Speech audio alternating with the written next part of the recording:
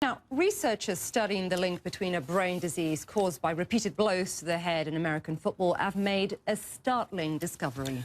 They examined the brains of 202 former high school, college and pro players and found CTE, or chronic traumatic encephalopathy, in 177 cases. And what's even more alarming, of the 111 former NFL players examined, all but one had the disease. CTE leads to memory loss, difficult thinking, as well as aggression.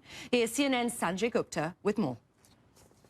And when you hear those numbers, there's no question that it's concerning. You know, you hear the headline that says 99% of professional football players have evidence of this CTE, this chronic traumatic encephalopathy. And what I would tell you is that it is concerning. I think this is the largest study that's been done, and it's looked at lots of players. But one thing I do want to give a little context here, and that is whenever a study like this is performed, there may be people who are concerned that they have symptoms. And as a result, they go to their doctors and eventually get their brains examined after they die. So it's kind of what they call a selected group here. And so they're more likely to have actually had CTE. But even with that, even if you say, okay, well, there are a lot of players out there who are totally fine, never have a problem, even if every other player in the NFL did not have CTE, this would still be a significant number, 110 players who do have evidence of this. What we can say is that we know more about this disease than ever before. We know what causes it, repetitive blows to the head, and we know what it can lead to. You know, all these behavioral and mood problems and shortened life in many of these players as well. So something we're definitely going to keep following. Let's have more on the story. Anthony Toll joins us now. He's the founder of the Aspire Sports Group. He's also a sports agent and lawyer. Anthony, thank you very much for coming into the show to talk to us about this. I wanted to get your take first on this report. What does it actually mean for the players that you represented, the stories that you've heard?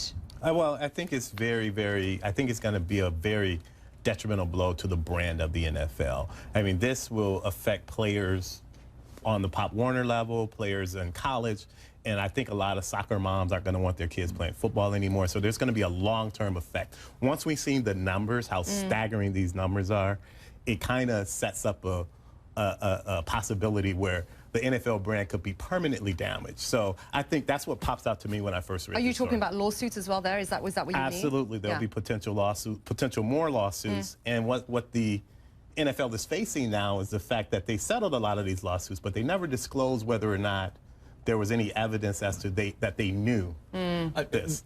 With regard to the study, and I guess, you know, whether or not it is, you know, what it means legally, the criticism is, or the observations have been made, that the study was pretty limited. The brains were donated from concerned family members. It wasn't a random study, if you like.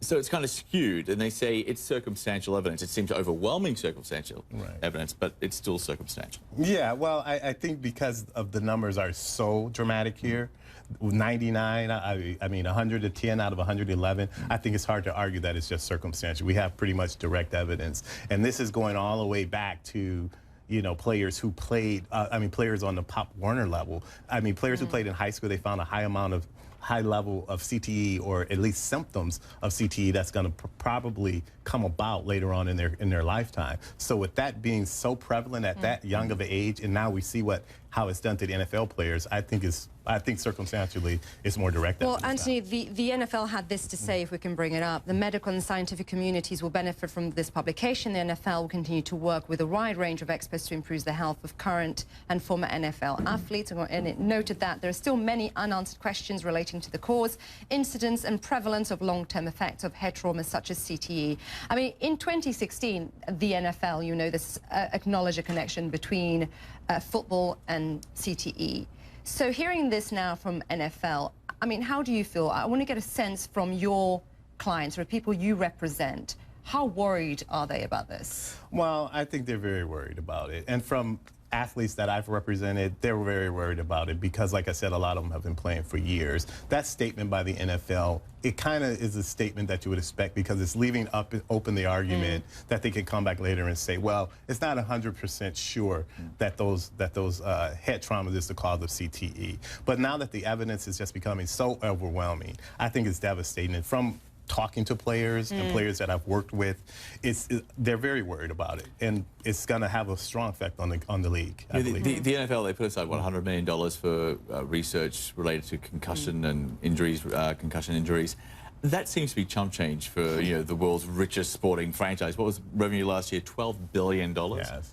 I mean, what are they? I guess the question here is, are they doing enough? And clearly, they need to do a lot more. No, they're not. One thing you have to remember is the NFL is a owners league. Yeah. And what I mean by that is the owners pretty much run the league. The NBA and the Major League Baseball are players' league. There's guaranteed contracts with Major League Baseball and National Basketball Association, NFL. There's no guaranteed contracts. So that same psychology and that same mentality went into this settlement.